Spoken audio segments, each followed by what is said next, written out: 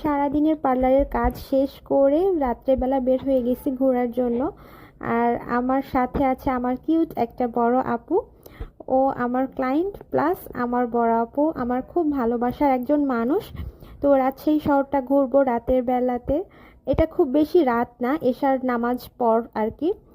তো আমি খুব ক্লান্ত, সারাদিন অনেক কাজ করেছি, যার কারণে আমি শুয়ে পড়তেছি ওর কাঁধের উপরে। আর এইখানে আসছি, এইখানকার লাচ্ছি, তারপরে এখানে কিছু জুস পাওয়া যায় যেগুলো অনেক মজা। তো আপুকে বললাম যে অনেক টায়ার্ড লাগছে আর রাজশাহীতে খুব গরম পড়েছে, যার কারণে এই ধরনের লাচ্ছি বা খাবারগুলো কিন্তু অনেক হেলদি এবং খুব রিফ্রেশিং। যার কারণে আমরা চলে গেলাম। এই জায়গাটা হচ্ছে বিনোদপুর বাজার। বিনোদপুর বাজারে বেশ কয়েকটা জুসের স্টল দেওয়া থাকে, সেখান থেকে এইটা হচ্ছে বেস্ট ছিল। তো আমরা ওইখানে চলে গেলাম, ওইখানে জুস খেয়ে আমরা চলে আসছি। এইটা লেক, কোনো একটা লেকের পার। হ্যাঁ, এটা অ্যাকচুয়ালি এই জায়গার নাম কি সেটা আমার জানা নাই।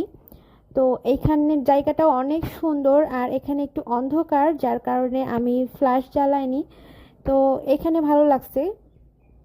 আর বসে যেহেতু ছিলাম সেজন্য একটু আলুর চিপস আর ফুচকা নিয়ে বসে গেছি, আমরা গল্প করতেছি আর আমাদের ফুডগুলো এনজয় করতেছি। পাশে খুব সুন্দর